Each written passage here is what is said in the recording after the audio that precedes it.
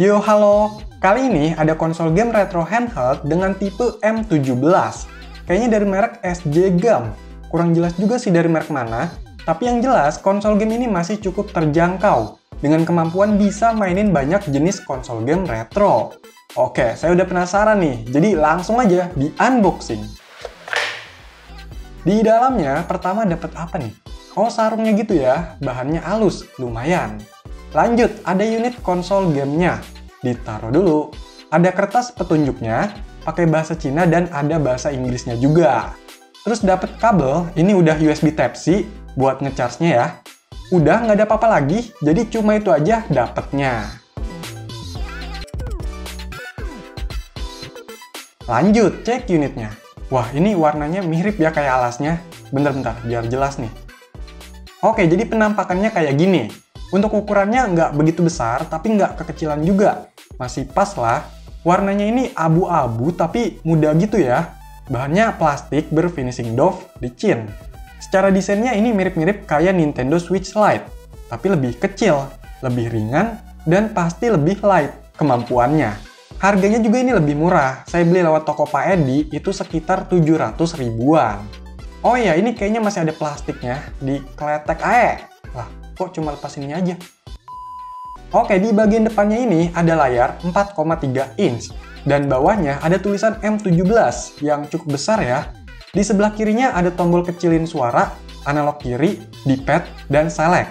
Sebelah kanannya ada tombol gedein suara, XYAB, layoutnya Xbox ya. Terus ada analog kanan dan tombol start. Di bagian sisi kanan, kiri, dan bawahnya ini kosong ya.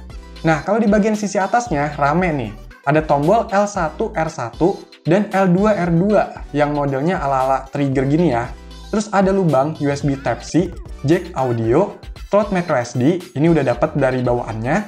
Kapasitasnya 64 GB, lumayan. Semoga aja bagus kualitasnya. Dan ini ada switch untuk powernya. Untuk di bagian belakangnya ini ada lubang speaker, desainnya kayak ada dua speaker gitu, tapi ini cuma satu aja speakernya. Oke, coba dinyalain, semoga bisa nyala. Yes, nyala! Dan inilah tampilan awal dari konsol game M17. Menarik juga nih tampilannya, jadi dibikin satu-satu gitu dari masing-masing jenis konsol gamenya. Ada nama dan keterangannya, jumlah dari gamenya, dan ada indikator baterainya juga di sini. Untuk sistemnya ini pakai versi 2023.08.10 M17. Kalau saya baca-baca, dia ini firmware-nya pakai IMU-ILEC. Jadi ada rasa-rasa Batocera-nya juga, karena si pembuatnya ada ambil dari itu. Untuk bahasanya ada banyak, tapi Indonesia nggak ada. Dan backlight-nya masih bisa disetting ya. Mentoknya segini, by the way ini posisi lagi di luar, bukan di ruangan tertutup gitu. Dari bawaannya, konsol game ini udah dikasih banyak game ya. Untuk PSP ada sekitar 147 daftar game.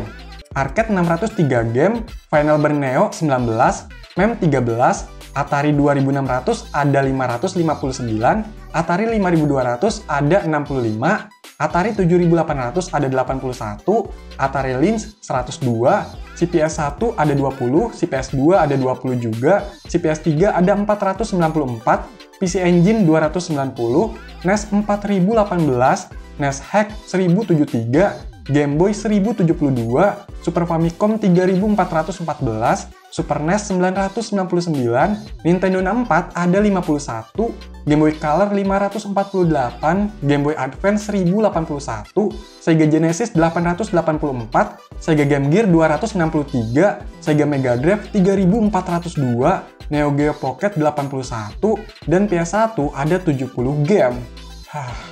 Jadi kalau di total-total, daftar gamenya ini ada sekitar 19.999. Buset, banyak bener. Nanti kita cek lagi deh. Tapi sebelum itu, kita coba dulu gas main game.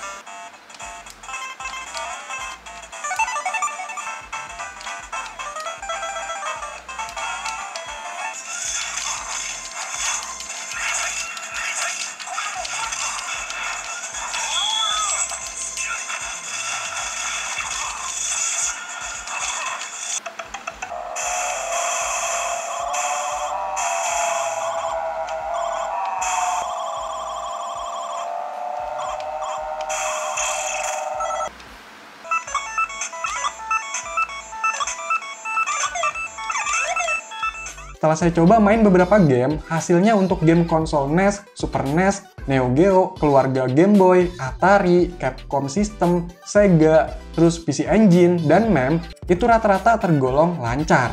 Sedangkan untuk game dari Nintendo 64, PS1, dan PSP, itu memang kurang lancar. Tapi tergantung gamenya juga, karena ada yang nggak parah-parah banget, bahkan mendekati lancar. Terus dari konsol yang nggak lancar, itu ada kekurangannya, yaitu untuk mapping tombolnya, terutama untuk analog kanan. Pas saya coba buat main game Nintendo 64, itu malah nggak bisa. Jadi si analog kanan ini fungsinya jadi kayak tombol action XYAB, macam di PvP nih. Dan ini nggak ada pilihan mapping tombolnya juga. Kalau untuk feel tombolnya sih ya masih oke-oke aja, ada yang empuk dan ada yang kliki. By the way, untuk R2 dan L2 ini bukan trigger ya.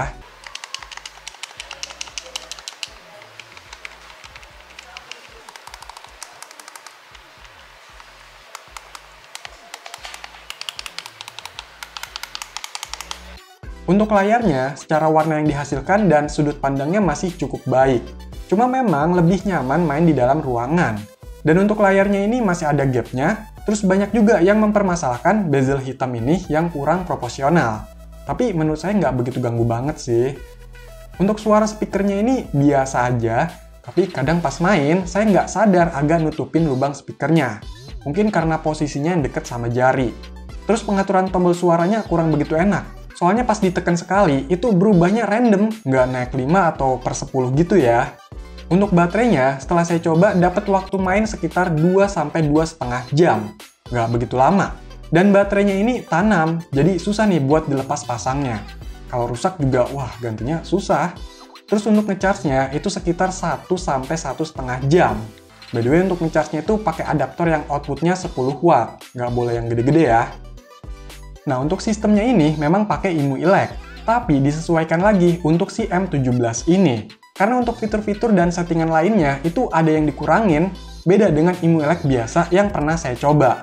Ya mungkin memang untuk menyesuaikan juga dengan spek dari M17 ini. Untuk fitur di dalam gamenya ini kita bisa munculin dengan tekan tombol select dan start. Di sini ada save dan load state gamenya, tapi cuma ada satu slot aja. Wah, beneran terbatas banget ya. By the way, gamenya ini memang banyak, tapi banyak juga game yang diulang dengan region berbeda. Terus ada juga jenis konsol game yang sama, kayak misalnya NES dengan NES Hack. Bedanya kan kalau NES Hack itu udah di-cheat atau udah dimodif gitu gamenya.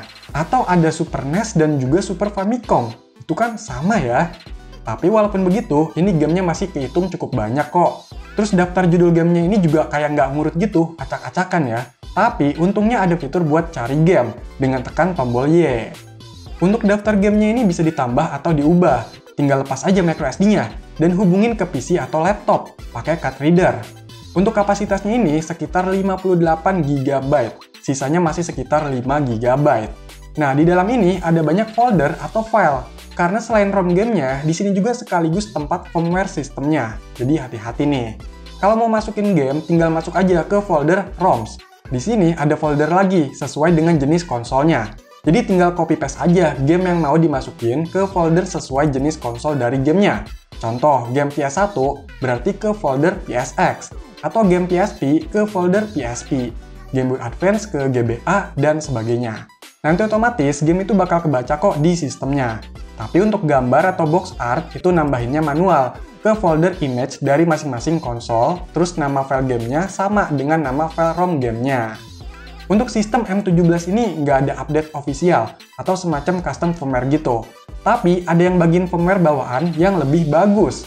Karena katanya ada beberapa yang diperbaiki dari sistemnya. Ini bisa download aja dari GitHub-nya ya. Terus ekstrak dan pindahin semuanya itu ke microSD yang udah diformat ke X4.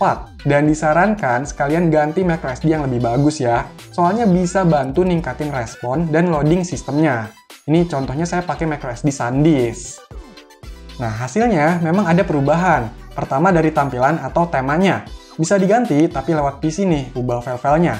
Terus dari menu gamenya ini, pakai yang RetroArch. Sebelumnya pakai RetroArch juga, tapi dimodif gitu. Tapi ini nggak selengkap RetroArch biasanya juga. Save dan load state-nya juga masih cuma satu slot ya. Untuk performa, memang ada peningkatan. Tapi tetap aja, kalau emang keterbatasan hardware itu nggak bisa dibohongi.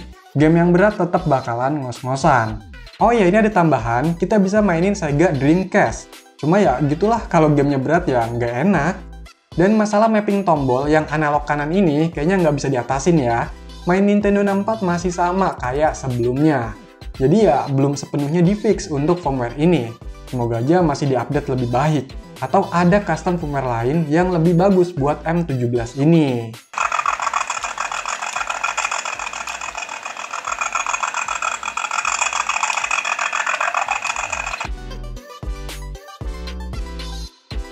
Menurut saya, M17 ini secara penggunaannya cukup nyaman untuk mainin game-game retro yang nggak begitu berat. Build quality dan fungsi dasar tergolong biasa aja di kelasnya, fiturnya sedikit, masih ada beberapa kekurangan di sistemnya, dan walaupun bisa mainin banyak jenis konsol game, tapi terbatas dengan spek hardware-nya. Oke, jadi itulah konsol game retro handheld M17. Silahkan dikomentarin, like, share, dan subscribe channel ini. Terima kasih.